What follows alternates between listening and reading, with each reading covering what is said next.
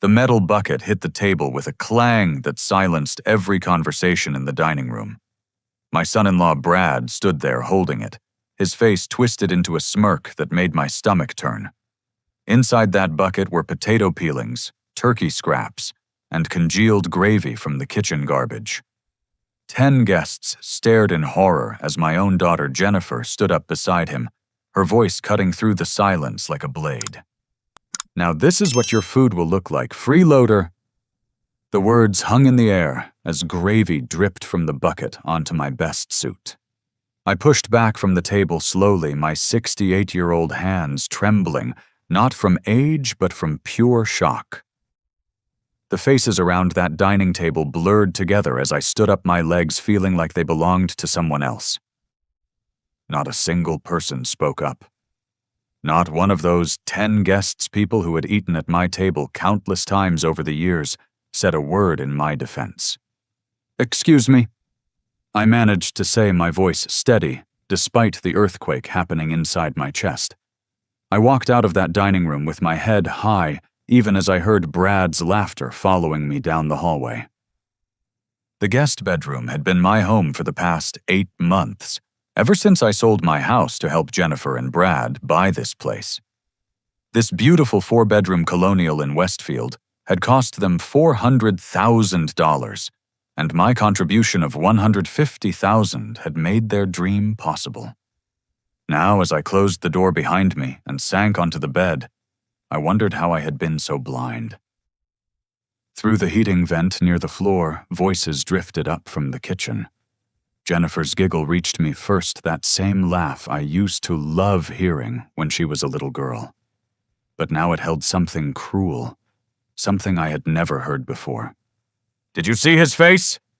Brad's voice boomed. "I thought the old fool was going to cry right there at the table."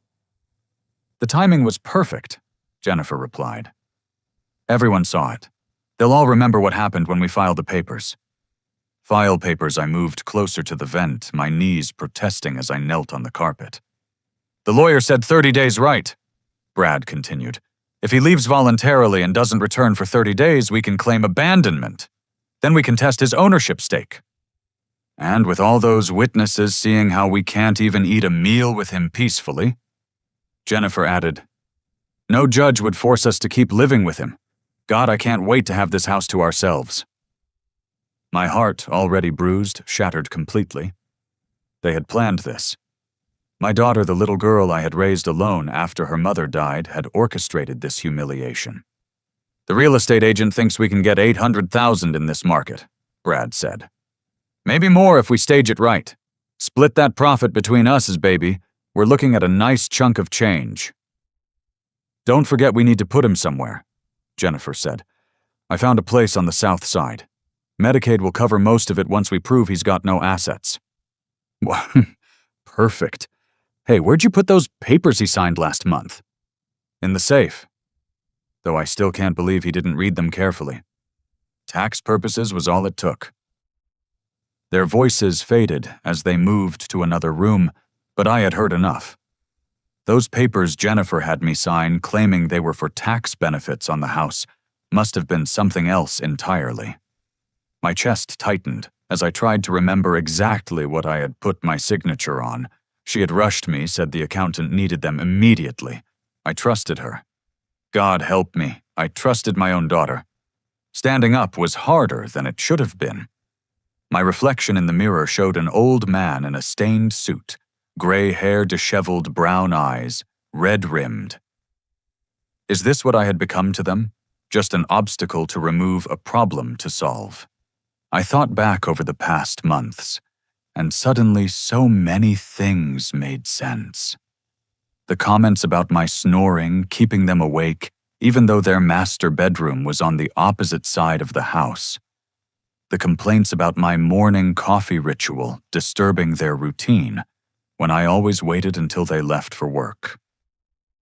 The staged photos I had caught Brad taking of dirty dishes that weren't mine, of messes I hadn't made. How long had they been building this case against me? How many family dinners had been performances for future evidence? The thought made me physically sick. Reaching into my dresser drawer for antacids, my fingers brushed against something else. A business card worn at the edges from years in my wallet before I had tucked it away here. Marcus Thompson, attorney at law, specializing in elder law and financial abuse. My old army buddy from Vietnam had given it to me at our last reunion, joking that at our age, we all needed someone watching out for us. I had laughed it off then. I wasn't laughing now. But the card wasn't the only thing in that drawer. Beneath my folded undershirts was a manila envelope I had put there for safekeeping. Inside was the original deed to this house. My name was clearly listed as co-owner, not just a resident. Whatever papers Jennifer had me sign couldn't override this legal document, could they? I pulled out my phone and started taking pictures. The deed, the business card, everything. Then I opened the voice recorder app, letting it run as Brad and Jennifer's conversation continued to drift through the vents. They felt safe in their victory, confident that the old man was too broken to fight back. They had no idea who they were dealing with. I didn't survive 18 months in the jungle of Vietnam, build a successful plumbing business from nothing, and raise a daughter alone by being weak. I had just forgotten that sometimes the strongest thing you can do is appear defeated while you plan your counterattack. My phone buzzed with a message. It was from my neighbor, Carl Anderson. Tom saw what happened through the window. Margaret and I are disgusted. If you need anything at all, we're here. I stared at that message for a long moment. Carl and I had been neighbors for 3 years before I sold my house. Good people, the Andersons. The kind who still believed in looking out for each other. Maybe I wasn't as alone as Brad and Jennifer thought. Pulling out my suitcase, I began to pack, slowly, making sure to create enough noise that they'd hear me. Let them think they'd won. Let them believe their plan was working perfectly. Because tomorrow everything would change. As I folded my clothes, I found the photo album Jennifer had given me for my 65th birthday. "To the world's best dad," she had written on the inside cover. "Thank you for always being my hero." I traced those words with one finger, wondering when I had stopped being her hero and become her mark. My phone rang. The caller ID showed Marcus Thompson. Word traveled fast in our veteran community. "Tommy Carl Anderson just called me." Marcus's gravelly voice filled my ear. "Said there's something going on with your daughter. You okay, brother?" "Not really," I admitted, then gave him the short version of what had happened. The silence on the other end lasted so long, I thought we'd been disconnected. Then Marcus spoke, his voice deadly calm. "Pack your things and get out of there tonight. Come to my office first thing tomorrow. And, Tommy, document everything. Every conversation, every scrap of paper, every text message. We're going to nail these bastards to the wall." "Marcus, she's my daughter." "No, brother. Your daughter died the moment she chose greed over family. What we're dealing with now is a predator who happens to share your DNA. And from what you've told me, she's not working alone. This Brad character sounds like he might be the real puppet master." After hanging up, I continued packing methodically. In the closet behind my winter coats, I found something that stopped me cold. A box of Bradley's things that I'd been storing. Bradley, Jennifer's younger brother who died in Iraq 10 years ago. His flag folded in a triangle. His medals. His photos. And there, tucked between 2 pictures, was a letter he'd written to Jennifer before his last deployment. "Take care of Dad," he'd written. "He gave up everything for us. Promise me you'll always look out for him like he looked out for us." I had to sit down as the weight of that betrayal hit me.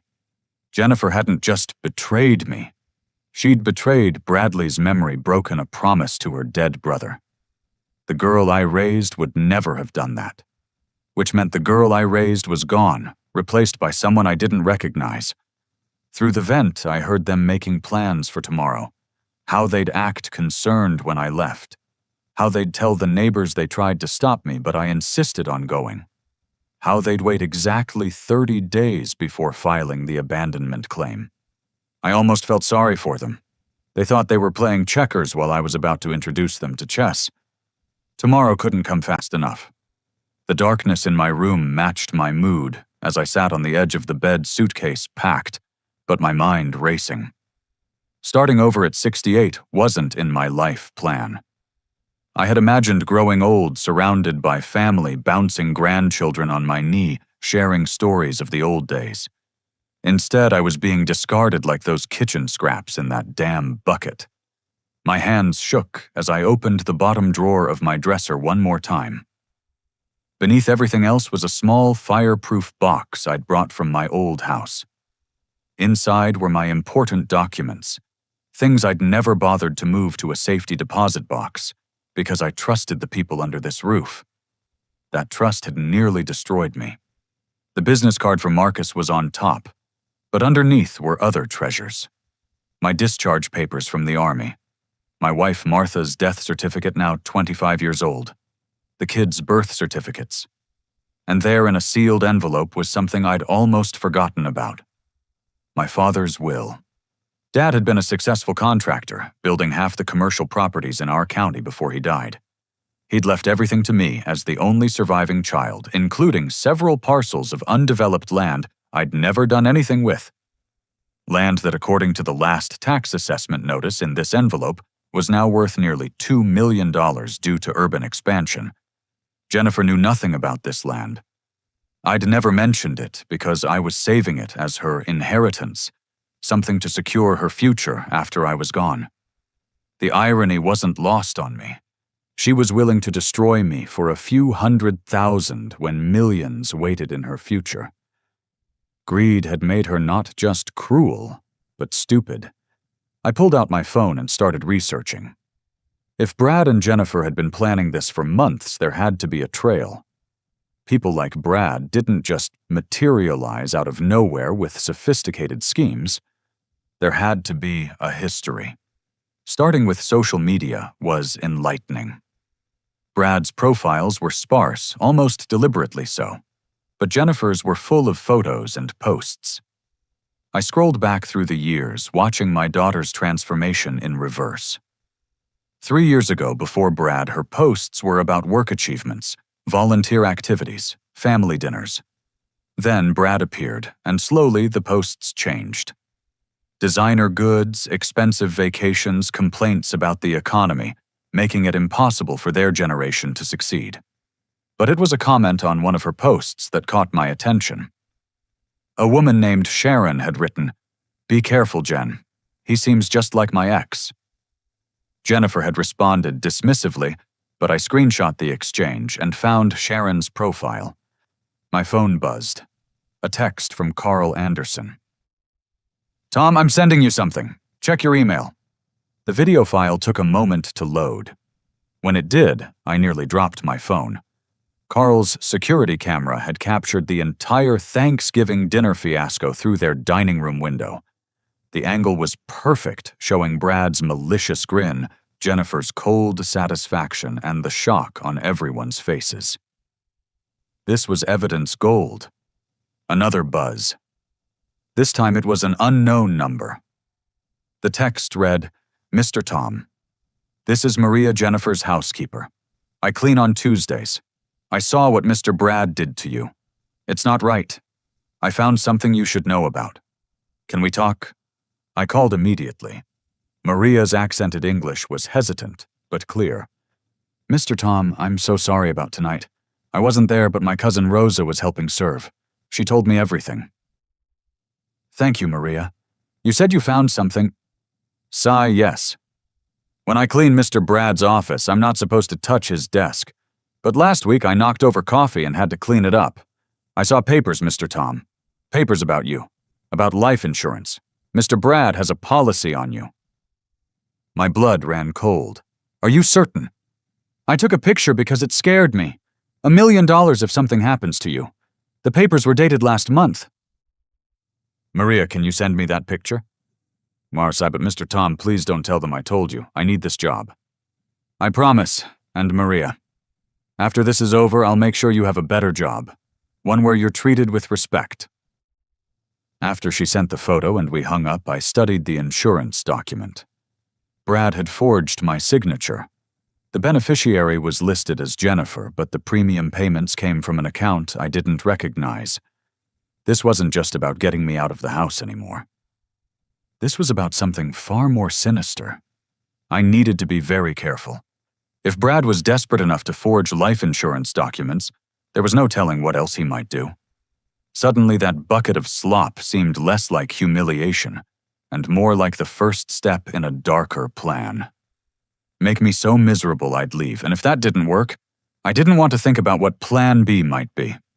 My fingers flew across my phone, sending encrypted messages to Marcus with everything I'd found. His response was immediate. "Get out now. Don't eat or drink anything they give you. I'm calling in some favors. This is bigger than we thought." I crept to my door and listened. The house was quiet now, most of the guests gone home. But I could hear Brad and Jennifer in their bedroom voices, low but animated. Moving to the heating vent again, I caught fragments of their conversation. "Well, insurance will pay out. Accident. Old people fall all the time." That was all I needed to hear. I grabbed my suitcase and moved toward the door, then stopped. If I left now in the middle of the night, it would look suspicious. They might accelerate whatever timeline they had. No, I needed to stick to the plan. Leave in the morning defeated and broken just like they expected. But I could take precautions. I pulled out the pocket knife I'd carried since Vietnam and carefully loosened the screws on the heating vent. Inside the ductwork, I placed a small digital recorder I'd bought months ago to capture the beautiful bird songs in the backyard. Now it would capture something far different. The battery would last 72 hours more than enough time. Next, I took every medication from my dresser and packed it.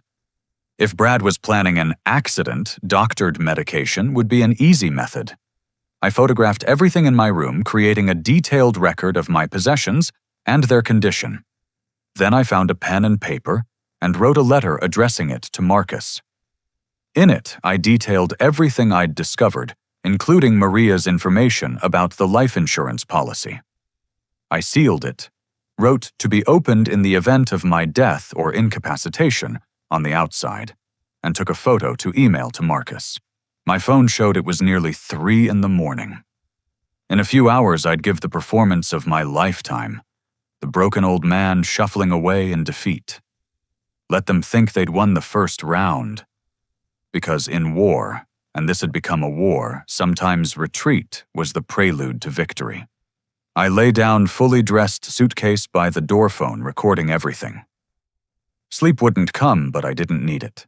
I needed to plan, to think, to prepare. Brad and Jennifer thought they were dealing with a feeble old fool. Tomorrow they'd learn different. Tomorrow the silent wolf would begin to hunt. In the darkness, I thought about Martha, my late wife.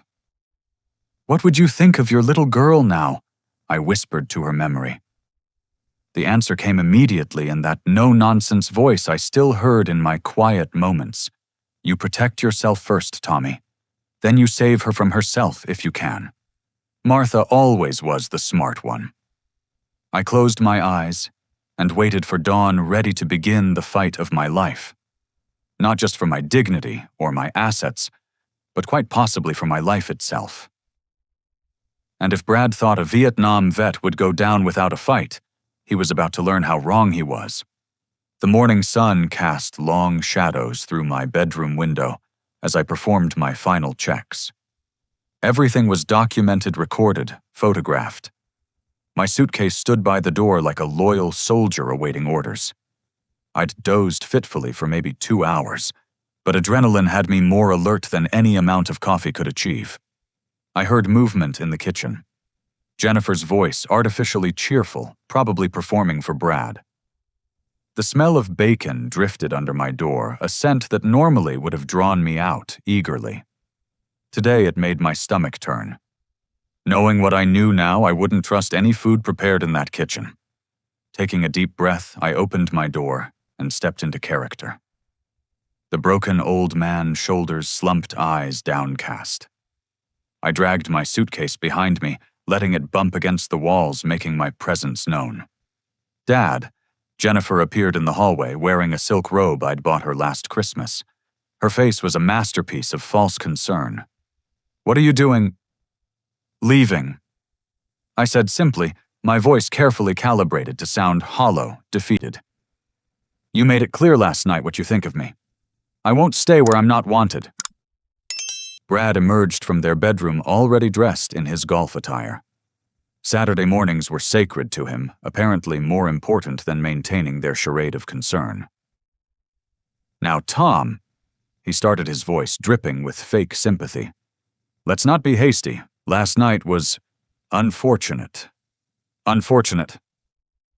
I let a tremor enter my voice. "You handed me a bucket of garbage in front of everyone we know.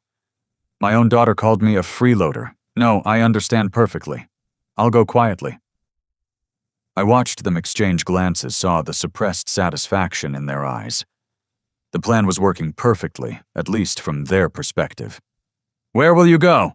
Jennifer asked, not quite able to hide her eagerness to know. "I'll figure something out. Maybe a motel for now. Don't worry about me.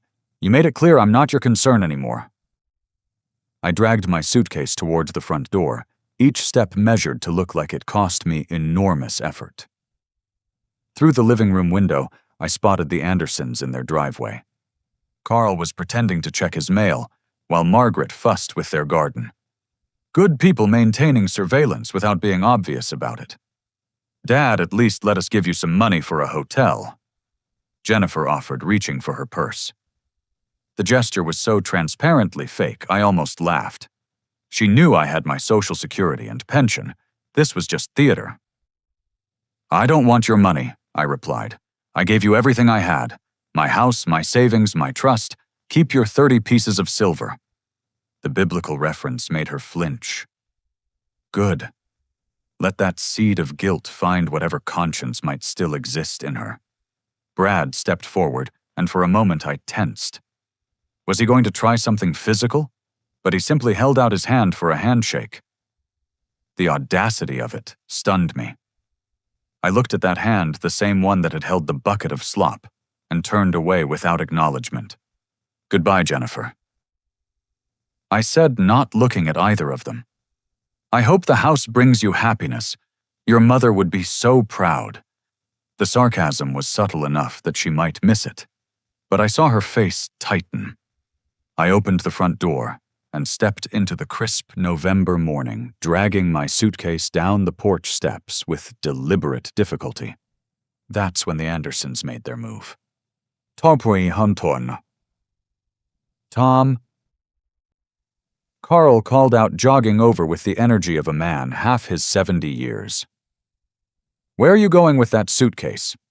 "Morning, Carl," I said loud enough for Brad and Jennifer to hear from the doorway. "Just need to find somewhere else to stay for a while." Margaret appeared at my other side, her grandmotherly face creased with concern. "Nonsense, after what we saw last night. Carl, help him with that suitcase. Tom, you're coming with us." "I couldn't impose," I protested weakly, playing my part. "It's not imposing when it's family," Carl said firmly, taking my suitcase. "And anyone who serves their country like you did is family to us.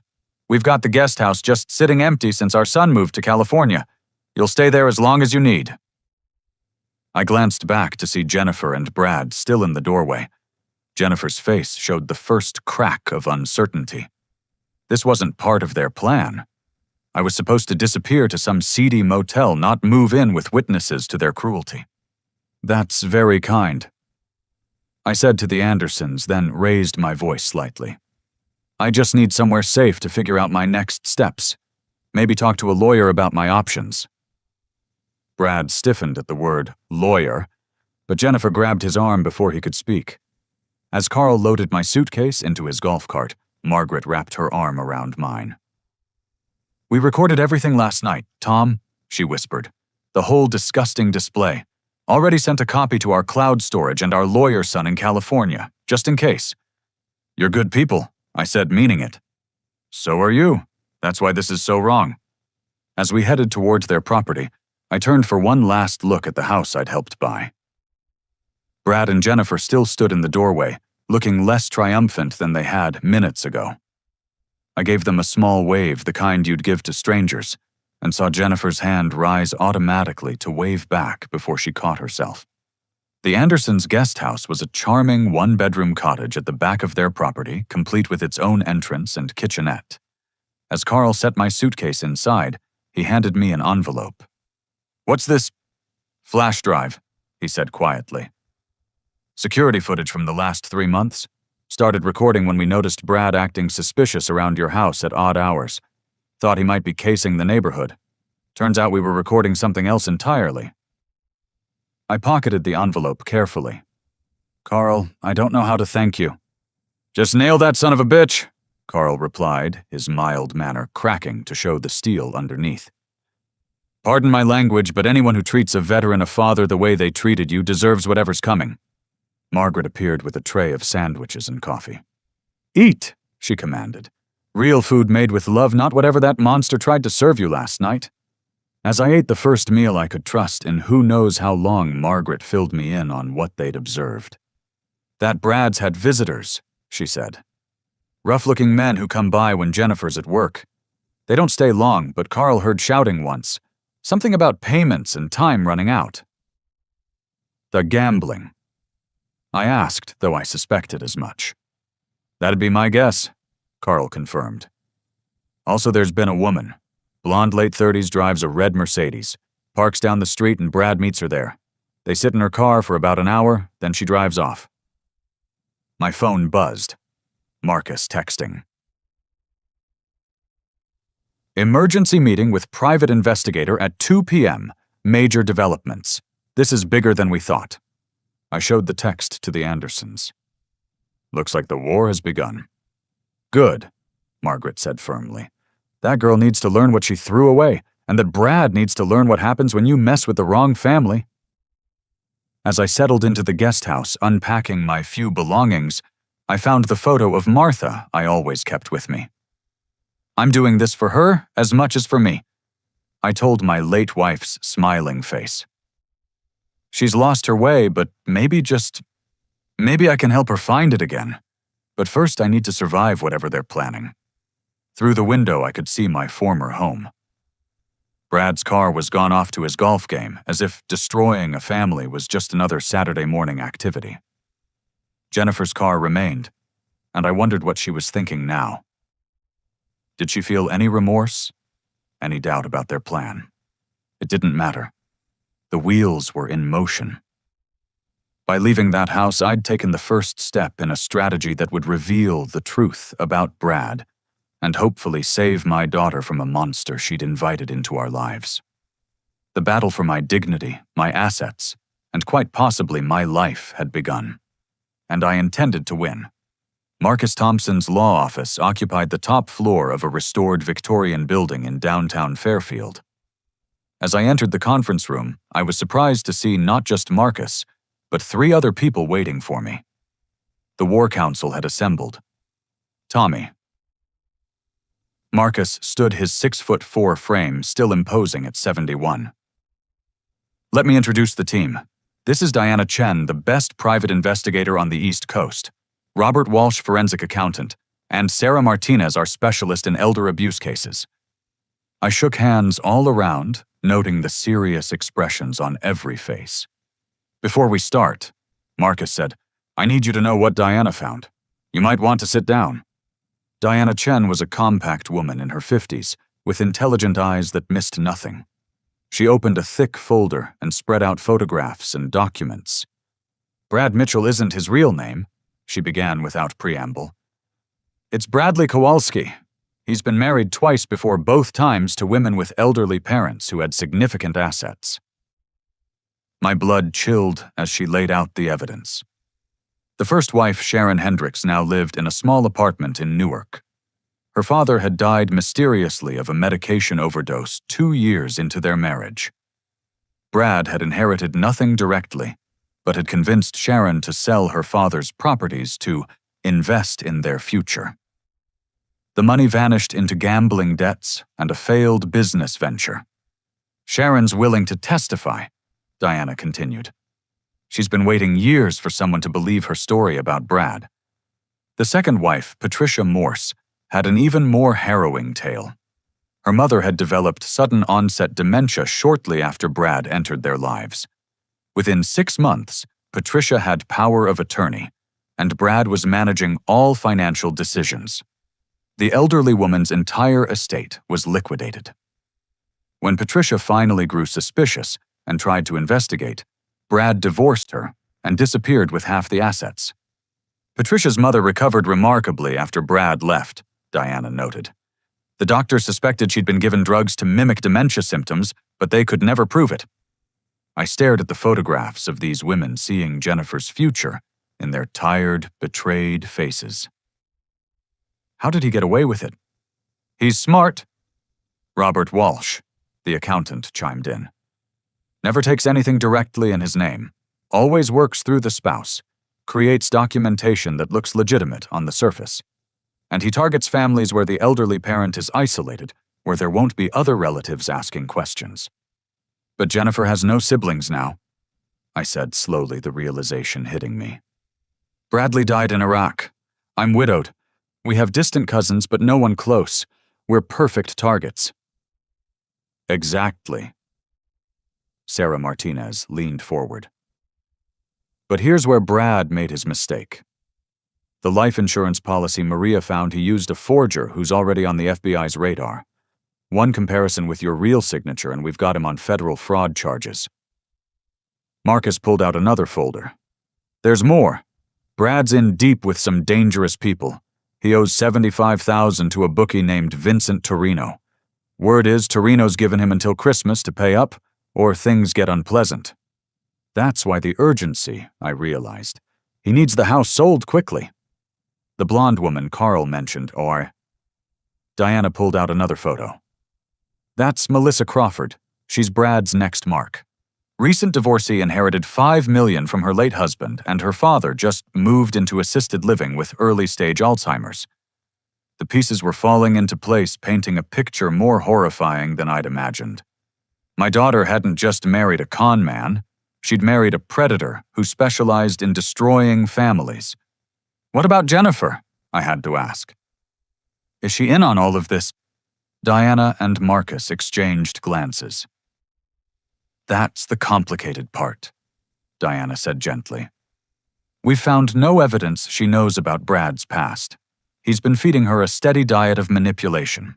Little comments about how you're holding them back, how elderly parents drain their children's resources, how your generation had it easy. Classic grooming tactics.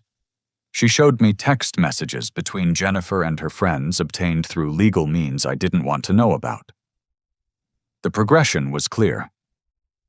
3 years ago, Dad's the best. I'm so lucky to have him. 2 years ago, Dad's getting older. I worry about him living alone. 1 year ago, Brad thinks Dad might be happier in a senior community. 6 months ago, it's so stressful having Dad here all the time. He turned her against me gradually. I said, my heart breaking all over again. But, Sarah added firmly, she made choices. She chose to humiliate you. She chose to sign those fraudulent papers. She's a victim, yes, but she's also a perpetrator. So what's our plan? I asked. Marcus stood his prosecutor instincts kicking in. We go on offense. Diana continues surveillance. Robert traces every financial transaction. Sarah builds the elder abuse case. But we need more evidence of their conspiracy. The recording you left in the heating vent should help, but we need them to incriminate themselves further. How? You're going to reach out to Jennifer, Marcus said. Tell her you're willing to discuss signing over your portion of the house. When they meet with you, you'll be wired. We need them to admit to the plan on tape. And if they don't take the bait, then we go with what we have. But Tommy, I think they will. They're desperate, and they think you're broken. Pride goeth before a fall, and Brad's pride is about to destroy him. Over the next 2 hours, we planned every detail. Diana would maintain surveillance on Brad, especially his meetings with Melissa Crawford and Vincent Torino. Robert would dig into every financial record looking for hidden assets and money trails. Sarah would prepare the legal frameworks for both criminal and civil cases. As the meeting concluded, Diana pulled me aside. Mr. Pearson, there's something else. I had my team check Brad's online activity. He's been researching things that concern me. Methods of causing accidents in the home. How long medications take to clear the system. Inheritance law regarding suspicious deaths. You think he was planning to kill me? I think he was keeping his options open. The humiliation at Thanksgiving was plan A. If you hadn't left... She trailed off, but the implication was clear. I thought about the life insurance policy, the research, the escalating desperation. He wasn't just trying to steal from me. He was deciding whether to kill me. Which is why you're not going back to that house alone ever, Diana said firmly. When you meet with them, it'll be in a public place with full surveillance. We're not taking any chances with your safety. As I left the office, my phone buzzed with a text from Jennifer. Dad, I'm sorry about last night. Can we talk? Brad's out and I really need to see you. I showed it to Marcus, who was walking me to my car. He smiled grimly. And so it begins. Remember Tommy, she's going to try to manipulate you. She learned from an expert. Stay strong, stick to the script, and let's give these vipers enough rope to hang themselves. I typed back. I'll think about it. Too hurt right now. Maybe in a few days. Let them sweat. Let them wonder. The investigation was underway, and Brad Mitchell, or Bradley Kowalski, or whatever his real name was, had no idea that his past was about to catch up with him. He thought he was hunting an old man. He was about to learn he was the prey. 2 weeks had passed since Thanksgiving, and the silence from Jennifer was deafening until it wasn't. My phone lit up with increasingly desperate texts, each one a calculated attempt to draw me back into their web. Dad, please, I'm worried about you. The holidays are coming. We should be together. Brad says he's sorry. He wants to make things right. I shared each message with Marcus and Diana, who coached me on responses designed to make them sweat without tipping our hand. Meanwhile, the investigation had uncovered a treasure trove of evidence. I was reviewing Diana's latest findings in the Andersons' guest house when my phone rang. Jennifer. This time I answered. Dad, her voice sounded different, strained. I need to see you. I don't think that's a good idea, Jennifer. Please, I'm pregnant, Dad. About 8 weeks. I just found out this morning. The words hit me like a physical blow. My grandchild. Despite everything, the thought of a grandchild stirred something protective in me. Congratulations, I managed, keeping my voice neutral. Dad, I'm scared.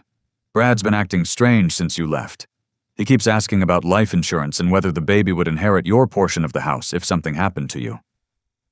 Every alarm bell in my head went off. I activated the recording app on my phone while maintaining the conversation. That seems like an odd concern for an expectant father. That's what I thought. And Dad, I found something. In his office. Papers about some woman named Melissa, and receipts from jewelry stores, but he hasn't given me any jewelry. I kept my voice carefully controlled. Jennifer, are you in danger? I don't know. Maybe. Can we meet somewhere public? I need to tell you everything. I muted the phone and looked at Carl, who'd been listening. He nodded. This was either a breakthrough or a trap. Tomorrow afternoon, the coffee shop on Main Street, 2 o'clock. Come alone. Brad's playing golf with clients tomorrow. He won't even know. Dad, I'm sorry about everything. I think I've made a terrible mistake. After hanging up, I immediately called Marcus and Diana. Within an hour, we had a plan. Diana's team would surveil the coffee shop. I'd be wired. 2 undercover officers would be positioned nearby. If this was genuine, we'd protect Jennifer. If it was a trap, we'd be ready. That night, I couldn't sleep. The thought of Jennifer pregnant changed everything. Even if she'd betrayed me, that baby was innocent. My grandchild deserved better than a father who was a serial predator and con artist. The next morning, Diana arrived with new information that made my blood run cold.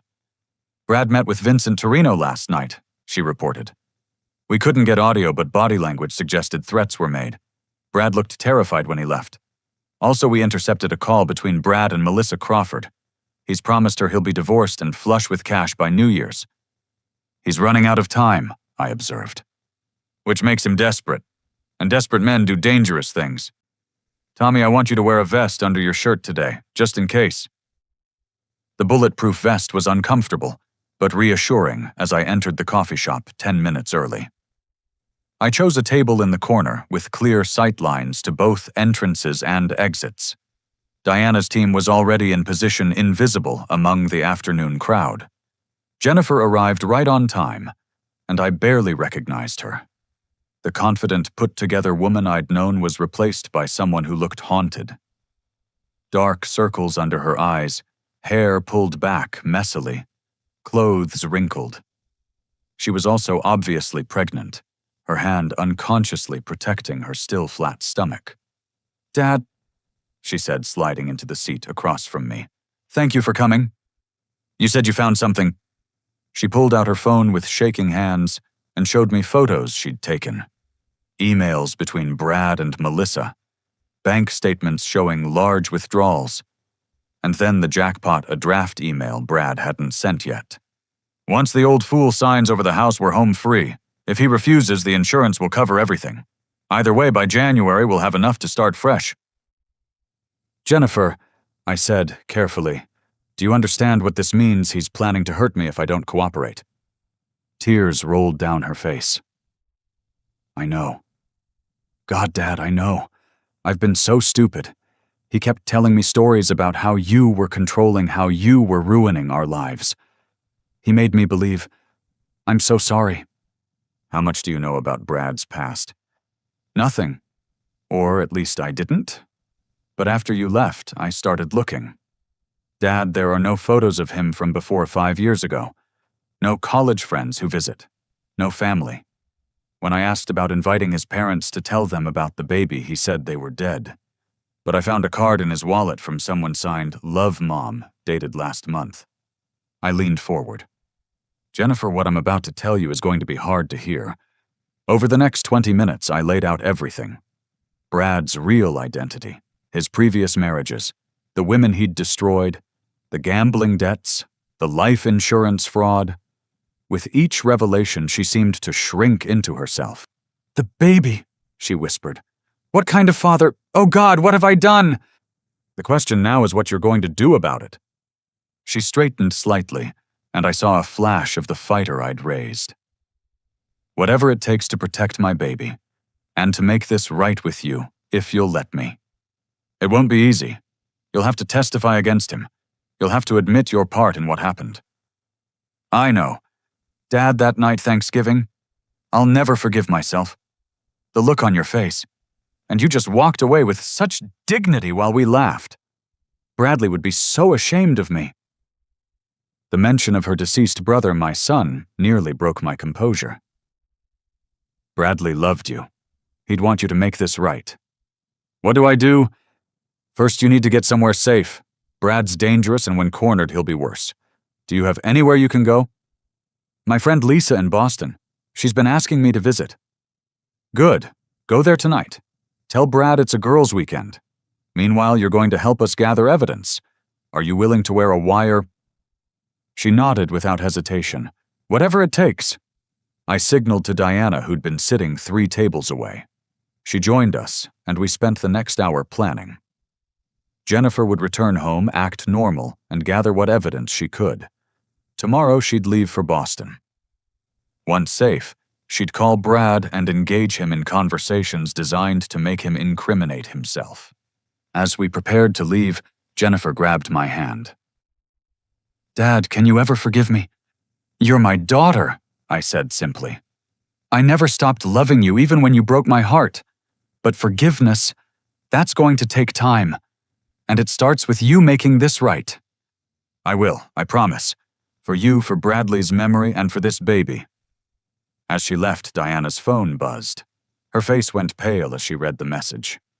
"What is it?" I asked. "My surveillance team at your house. Brad just met with someone new, a man named Tony Russo. Tommy, he's a known contract killer." The game had just escalated to a deadly new level. Brad wasn't just planning to defraud me anymore. He was planning to have me murdered. and Jennifer carrying his child was walking right back into the lion's den. "We need to move fast," Diana said. "This just became an active murder conspiracy. I'm calling the FBI." As we hurried from the coffee shop, I thought about the tiny life growing inside my daughter. My grandchild conceived in deception, but innocent of all crimes. That baby deserved a chance at a normal life, not to be born with a father in prison and a legacy of betrayal. The preparation phase was over. Tomorrow we'd spring the trap. And Brad would learn what happened when you threatened not just an old soldier, but a grandfather protecting his family. The man who'd handed me a bucket of slop was about to get served a feast of justice. Day 29, since I'd left the house. The FBI had taken over the case 3 days ago when evidence of the murder-for-hire plot surfaced.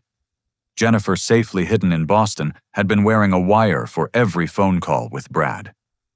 His increasing panic had led to admissions that made even the seasoned agents shake their heads. "I need you back here," Brad had demanded in yesterday's recorded call. "Your father's being stubborn about the house papers. Maybe if you talked to him again. Or maybe we don't need him to sign anything at all." "What do you mean?" Jennifer had asked, following the script. "Nothing. Just accidents happen to old people. Heart attacks, falls. Would be tragic, but that insurance money would set up our baby for life." That confession, combined with surveillance footage of Brad meeting with Tony Russo, was enough. Today, everything would come crashing down on Bradley Kowalski, aka Brad Mitchell. I sat in the FBI field office watching monitors showing multiple locations. Brad and Jennifer's house, where Brad paced nervously, checking his phone every few minutes. The office building where Jennifer's divorce lawyer, recommended by Marcus, was preparing papers. The golf course where Vincent Torino was about to be arrested in a coordinated sting. And the coffee shop where Melissa Crawford waited for Brad, unaware she was surrounded by federal agents. Special Agent Patricia Wells, a no-nonsense woman in her 40s, coordinated the operation. "Mr. Pearson, you understand your role. You'll call Brad, tell him you're ready to sign over the house. He'll suggest meeting at the house, but you'll insist on the lawyer's office. Either way, we'll be ready." I nodded, my hand steady, as I dialed Brad's number. He answered on the first ring. "Tom, I was hoping you'd call. Jennifer said you two talked." "We did. I've been thinking, Brad. Maybe you're right. I'm too old to be dealing with property and taxes. I'm ready to sign over my portion of the house." The eagerness in his voice was sickening. "That's great, Tom. Really great. Why don't you come by the house? We can handle everything here. I'd prefer a lawyer's office. Make it official. I've already made an appointment for this afternoon. 2 o'clock at Hartman and Associates on State Street." A pause. I could practically hear him calculating. The lawyer's office would be safer for me, but would also mean official documentation he couldn't forge later. "Sure, Tom. Whatever makes you comfortable. Should Jennifer be there?" "Is she back from Boston?" "Yeah, I got back this morning. She's not feeling well, though. Morning sickness." I knew Jennifer was still in Boston, had been on a video call with the FBI an hour ago. Brad was lying, probably planning to explain her absence with some excuse when I arrived. "Just you and me, then," I said. "See you at 2. After hanging up, Agent Wells smiled grimly. He took the bait. Teams are moving into position now. The next 3 hours crawled by. I reviewed my testimony with prosecutors' signed affidavits and watched as the net closed around Brad. At 1:30, Vincent Torino was arrested on racketeering charges. His phone seized in the arrest contained dozens of threatening messages to Brad. At 1:45, I was fitted with a wire and driven to the lawyer's office. Marcus waited there with federal agents posing as his associates. The plan was simple: get Brad to incriminate himself further, then arrest him before he could flee. Brad arrived 10 minutes early, sweating despite the cool December air. He wore an expensive suit probably bought with money he'd stolen from his previous victims. His smile when he saw me was predatory. "Tom, you look well. The time away must have done you good." "I've had time to think," I replied, following the script. Realized I was being selfish, holding on to the past. A man your age needs to build his own legacy. Exactly. Brad's enthusiasm was obscene. And with the baby coming, we need stability, financial security. Marcus emerged from his office. "Gentlemen, we're ready for you." As we sat around the conference table, Brad could barely contain himself. Papers were spread before us, but not the ones he expected. "Before we proceed," Marcus said smoothly, "there are some questions about the property transfer. Brad, can you explain these documents Jennifer signed last month? The ones transferring her power of attorney to you?" Brad's face tightened. "Just standard paperwork. Jennifer trusts me to handle our finances.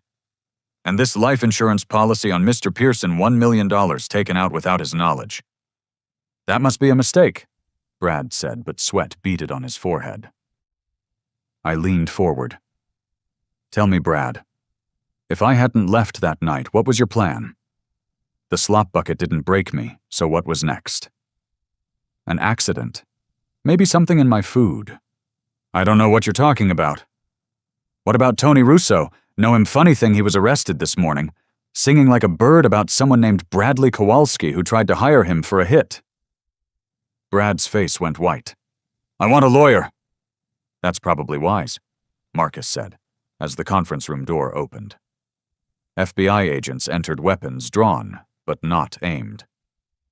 "Bradley Kowalski, you're under arrest for conspiracy to commit murder, wire fraud, identity theft, and elder abuse."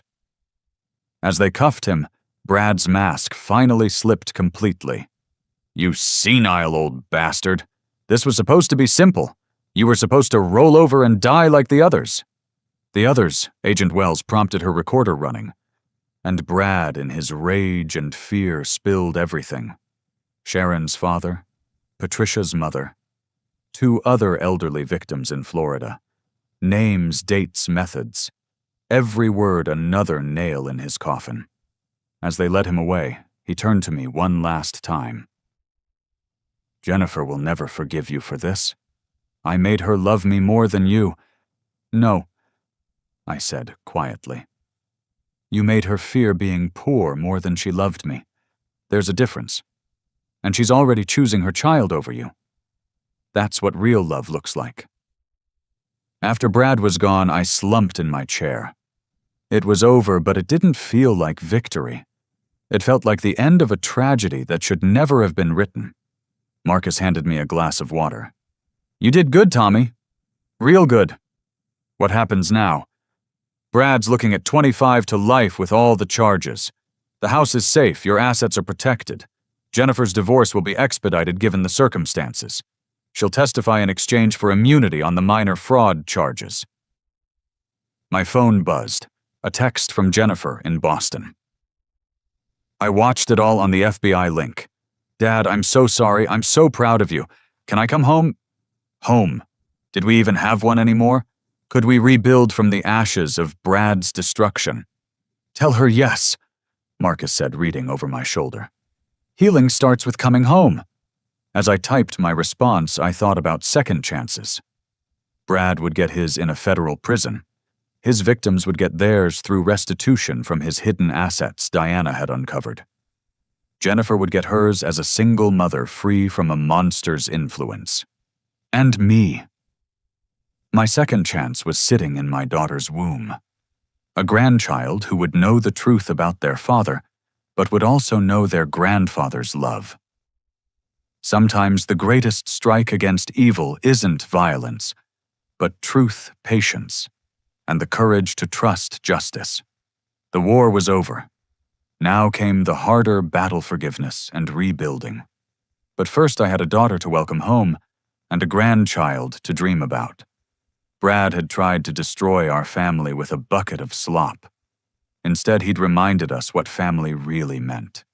6 months later, I stood in the delivery room holding my daughter's hand as she brought new life into the world. Little Thomas Bradley Pearson entered the world at 7 pounds 2 ounces with a healthy set of lungs and his grandfather's stubborn chin. "Dad," Jennifer whispered, exhausted but radiant. "Would you like to hold him?" As I cradled my grandson for the first time, everything else faded away. The betrayal, the hurt, The fear, all of it seemed insignificant compared to this tiny miracle. Brad was serving the first year of his 25-year sentence. The trial had been swift, his guilt overwhelming. Sharon and Patricia had testified via video link their stories, helping convict him on multiple counts.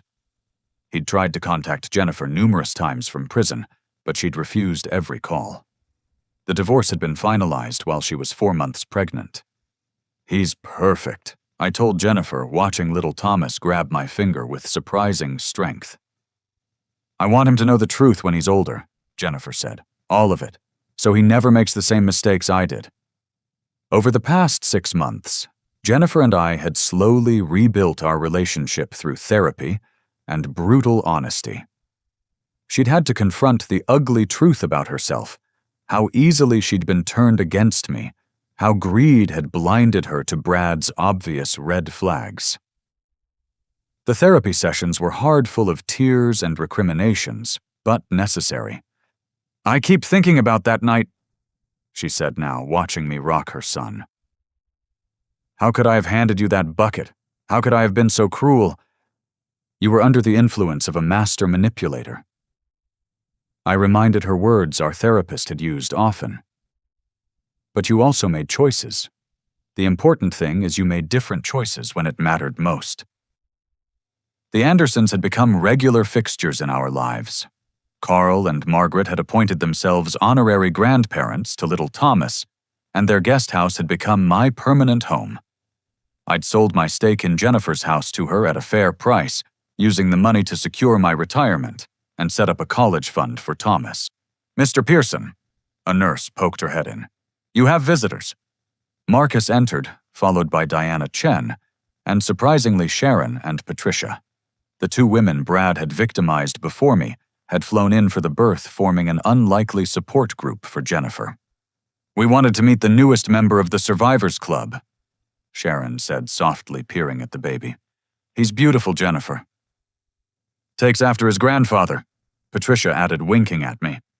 These women had become Jennifer's lifeline, helping her understand how Brad operated, how she'd been groomed, and most importantly, that she wasn't alone. Their children had even connected online, forming their own support network for kids whose fathers were predators. As the room filled with quiet conversation and gentle laughter, I stepped out onto the hospital balcony for some air. The city sprawled below, full of millions of stories, most hopefully happier than ours. "Penny, for your thoughts." Marcus joined me, looking older but satisfied. The case had been his last before retirement, a perfect capstone to a distinguished career. "Just thinking about forgiveness?" I admitted. "Jennifer asked me once if I'd forgiven her. I said it would take time. But holding that baby, I think I'm there." "You're a good man, Tommy. Better than most would be in your shoes." "I'm a grandfather," I corrected. "That trumps everything else." My phone buzzed with a message from Vincent Torino, of all people. He was serving 5 years and had apparently found religion inside. "Heard about your grandson? Congratulations. Sorry for my part in everything. Brad owes me money, but what he owes you can't be repaid. Be well, old man." Even the criminals were finding redemption. Strange world. As I headed back inside, I found Jennifer trying to breastfeed, while Sharon and Patricia offered advice. The scene was beautifully normal, just women helping each other navigate motherhood. You'd never know the darkness that had brought them together. "Dad," Jennifer said, "I've been thinking about what to tell people, about Thomas's father. I don't want to lie to him, but I also don't want him defined by Brad's crimes." "Tell him the truth," Patricia advised. "My kids know everything age-appropriately. They're stronger for it, not weaker. They know what to watch for, what red flags to avoid." "Besides," Sharon added, "he's got something Brad never gave our kids. A grandfather who fought for him before he was even born." That night, after everyone had gone home and Jennifer slept, I sat in the hospital room holding my grandson. A nurse had shown me how to give him a bottle, and he attacked it with enthusiasm that made me chuckle. "Let me tell you about your Uncle Bradley," I whispered to him. "The one you were partly named for. He was a hero, a real one." Died serving his country, protecting people he'd never met. That's the legacy you carry, not your father's." Thomas yawned, milk-drunk and content. I continued talking, telling him about his grandmother Martha, about the family business I'd built, about honor and dignity, and choosing right over easy. He slept through it all, but I like to think some part of him heard and remembered. A year later, we held Thomas's first birthday party in the Andersons' backyard. Jennifer had returned to work, leaving Thomas with me during the days. I'd become one of those grandfathers I used to smile at in the park, pushing strollers and discussing teething with young mothers. Brad had tried to appeal his sentence and lost. He'd be an old man himself before he tasted freedom again. The house Jennifer and I had shared was sold, the profits split according to our original agreement. She'd bought a modest townhouse near the Andersons, close enough for daily visits, but independent enough to rebuild her life. "Ah, Gappa," Thomas called out his version of Grandpa, reaching for me from his high chair. He'd taken his first steps the week before, straight into my arms. "That's right, buddy, Gappa's here." As I lifted him cake, smearing his chubby face, I thought about the journey from that Thanksgiving night to this moment. Brad had meant to destroy me with a bucket of slop. Instead, he'd given me the gift of seeing who truly loved me, of watching my daughter find her strength, and of becoming a grandfather to this incredible little boy. "Hey, Dad." Jennifer appeared beside me, camera in hand. "Smile. I want Thomas to have pictures of this, of all of us together and happy." I smiled, not for the camera, but for the genuine joy of the moment. Brad was gone, the past was healing, and the future stretched before us, full of first days of school, little league games, and grandfather-grandson adventures. That night, after everyone had gone home and Thomas was asleep, Jennifer and I sat on her porch swing, the one I'd helped her install the month before. "I love you, Dad," she said simply. "I know I say it a lot now, maybe too much, but I need you to know. Every day I need you to know." "I know, sweetheart, and I love you too. Always have, even in the darkest moments. Do you think Thomas will be okay growing up without a father?" I put my arm around her, pulling her close like I had when she was small. "He's got you. He's got me. He's got the Andersons, Marcus, Diana, Sharon, Patricia, and all their kids. He's got more love than he knows what to do with. Yeah, he'll be more than okay."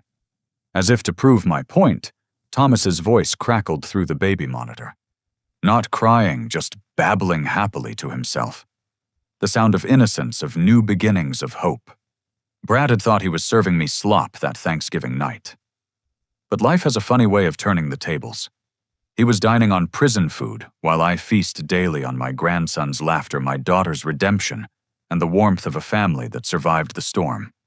Some might call it justice, I call it grace. And that's my story. The bucket of slop meant to humiliate me, became the catalyst for exposing a monster and saving not just my family, but preventing future victims. Sometimes the worst moments in our lives really do lead to our greatest victories. Sometimes a family's love can survive even the deepest betrayal. And sometimes, just sometimes, the good guys actually win. Thank you for listening to An Old Man's Tale. If you've faced betrayal from those you trusted, most know that survival is possible. Rebuilding is possible. Even forgiveness is possible in time. The key is never giving up, never letting them break your spirit, and always remembering that truth and justice, while sometimes slow, are ultimately unstoppable. May your own families know only love your tables, only joy, and your heart's only peace. And may you never ever have to eat the slop. To everyone who's followed this journey, I have a question for you. Have you ever faced a betrayal that seemed impossible to overcome, only to find unexpected strength within yourself? What gave you the courage to fight back when everything seemed lost? Share your stories in the comments below, because sometimes knowing we're not alone in our struggles is the first step toward healing. If this story touched your heart, or reminded you of the importance of standing up for yourself, please hit that like button. And if you believe others need to hear this message about surviving family betrayal and finding redemption, don't forget to subscribe and ring that notification bell.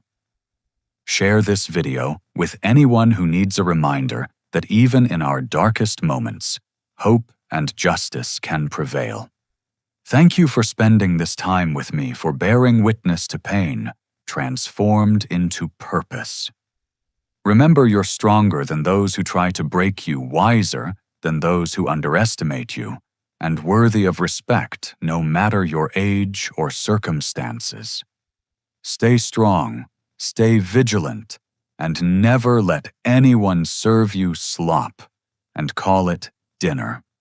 Until next time, this is Tommy Pearson, reminding you that family isn't just about blood. It's about who shows up when life gets hard, who stands by you when others try to tear you down, and who helps you rebuild when everything falls apart. God bless, and may your families be filled with the love and loyalty you deserve.